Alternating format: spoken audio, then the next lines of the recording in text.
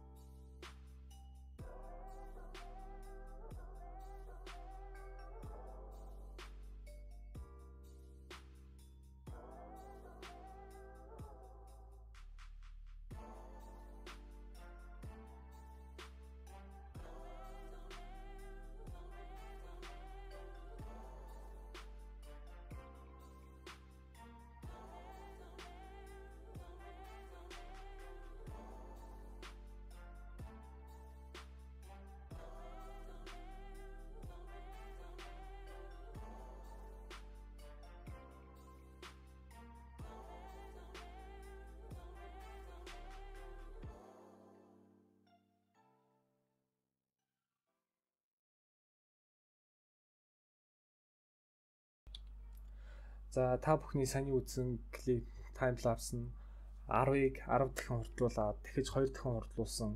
Ер нь 10 үрчиг нь 10 үрчиг нь 2 буюу 200 дахин хурдлуулсан бичлэг байсан. Тэгээд юуны түрүүнд хэлэхэд хамгийн хэцүү зүйл бол юу байсан бэ гэхээр Colonel Sanders-ийн царай байсан. Энэ царай нь маш хэмжээний цаг авч, маш хэмжээний effort авсан. Гэтэ би бол хувийн хувьд бол жоохон зургийн бэкграунд болохоор энийг хийхэд бус хүмүүстэй харьцуулахад эцэг зурж байгаагүй байсантайгаа харьцуулахад хамаагүй амархан хийсэн гэж бодож байгаа. Гэтэ тэгсэн хэдий ч хамаагүй их цаг зарцуулсан. Гэтэ бас мөн би Colonel Sanders-ийн өшөөний их бий болон бодыг барихад би ингээд ихний оролдогоор олж чадаагүй. Тэгээд хоёр дахь оролдогоор дахиж бариад тэгээд тэрийг улам хэлбэрийг өөрчилж modify хийж барьсан байгаа. За тэгээд дараагийн ярих зүйл гэвэл Чингисийн өшөө. Чингисийн өшөө нь хар блокоор хийсэн болохоор яг нарийн дитэйл, сүүдэрч тусч байгаа байдал тэр бүхнийг харагдахгүй болохоор ингээд яг нүүрний хувирал сууж байгаа тэр дээлний нуглаас идэр бол ерөөсөө харагдах боломж байгаагүй. Тэгээд хар блокоор хийсэн. Гэхдээ би бас хар блокоор биш байсан гэсэн дээлний нуглаас тэр нүүрний хувирал мөрлийг бол яг 100% бүрэн гаргаж чадна гэдэгт бол итгэлтэй байгаагүй. Тэгээд мөн ярих дараагийн зүйл бол энэ компьютерийн миний видео карт их нэг сайн биш. Тэгээд ерөөсөө ингээд shader ямар shader хийсэн ингээд хамгийн low quality ч юм уу эсвэл зүгээр л shader-ийн хамгийн low гэдгийг татаж авсан ч гэсэн ингээд shader lag үүссэн байгаа. Тэгээд би ингээд одоо ингээд явж байхад зарим газар сайн клипийн туршдуудаа ингээд харагдах болно. Тэгээд мөн барьж эхлээ шууд барьж дууссаны дараа бол барилгуудаа барьж дууссаны дараа бол ямар нэг амьдрал авахгүй дээрээс нь харахад зүгээр л хоосон хот шиг мэдрэгдэж байсан болохоор би ингээд энэ тэмдгүү armor stand буюу хүмүүсийг дүрслэх байдлаар armor stand янз бүрийн хувцастай хувц өмсүүлж хүмүүсийг үзүүлсэн байгаа. Жишээ нь би KFC-ийн ажилтнанд хар малгай, улаан малгай, улаан цамц, хар өмд, хар гуталт өмсүүлсэн байх жишээ нь. Тэгээд Зүхбаатарын талбай дээр ингээ хідэн хүүхдийн тоглоом, тэгээд хүмүүс ингээ зураг мураг авахулж байгаа байдлаас харагдсан байгаа. Тэгээд барилгуудын хувьд яг ингээ ярих юм бол би эдрийг янз бүрийн салбараас авсан.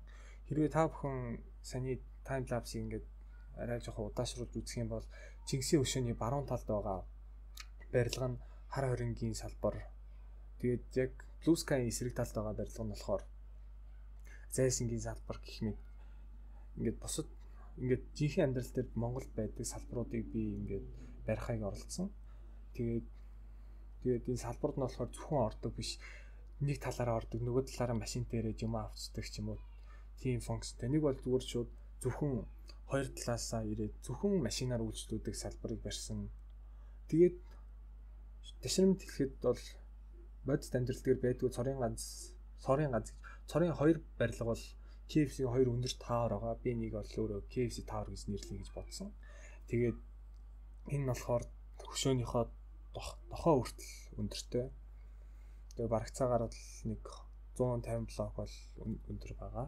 Тэгээд энэ нь болохоор ингээд хөгжингуй орнууд байдаг шиг ингээд өндөр тэнгэр тусан барилгуудыг ингээд жишээ болгож жишээ юм.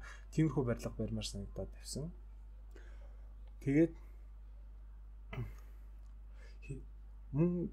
сүүлд нэмсэн хоёр деталь байгаа. Тэр бол миний ингээд өөрийн аниме фаны бэкграундтай холбоотой. Тэр бол ерөөсөө Америкийн өшөө байна уу, Нарутогийн Хокагийн толгой байна уу ерөөсөө хамаагүй. Та нар юу гэж дуртаараа ойлгож болно. Би бол яаж ойлгохоос нь бол хүнийг буруу зөв гэхгүй. Гэхдээ энэ бол ерөнхийдөө Нарутогоо санаа авсан Чингисийн өшөөний ард ингээд том уулны хан дээр ингээд Сан Андерсын өшөө ингээд Хокагийн царай байдаг шиг ингээд бас KFC-г үндэсэн агуу хүн гэдэг утгаар нь ингээд цаана Хокагийн шиг ингээд дурсгал болгож цаана ингээд хөшөө барьж гисэн байгаа. За тэгээд дараа нь болохоор би энэ уулыг хараад хийж дууссаны дараа их л хараа суухад бол хоосон санагдаадсэн. Тиймээс би ингээд хамгийн ингээд хөшөөг өндөр барилгагүй хамгийн онгорхой тал дээр болохоор би усан ориглуур хийж гисэн байгаа. Энэ усан ориглуурыг сайн ажиглаж харах юм бол усан ориглуур нь ингээд хоёр талдаа нэг талдаа алмазан дуулахтай хүн нөгөө талдаа Netherite дуулахтай хүн. Netherite дуулахтай мэдээж мадараа нөгөөх нь Hashirama Hokage байсан. Ихний хамгийн хүчтэй God of Shinobi гэдэг хүн байгаа. За тэгээд өөр ярих юм гэвэл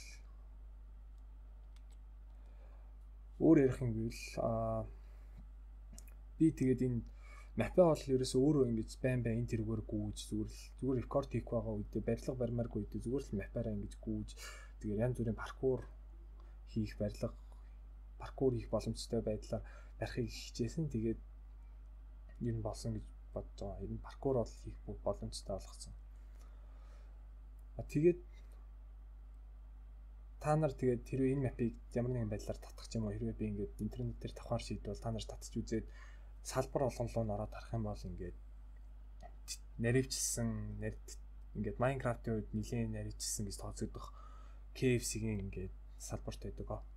Offico ингээд ундаа удаг савн ингээд дахиад иддэг бас тэр багцын бакет эдэр нь бол бүгд ингээд ил тодор дүрсэлж харуулсан байгаа. Тэгээд ингээд миний хамгийн дуртай барилга гэх юм бол зайсан дэдэг салбарыг илтгэсэн дундаад нэг улаантай тэгээд хоёр цагаантай тийм барилга байгаа. Тэр барилгын яг юунд нь дуртай вэ гэвэл олон төрлөөр та энэ барилгаар үйлчлүүлж болно. Тэгээд мөн энэ барилга доторх интерьер байгаа. За тэгээд энэ бол миний барилга миний бүтээл, миний ингээд хийсэн мап байгаа. Тэгээд би тэнцэнтэй ялна гэж найдаж байгаа.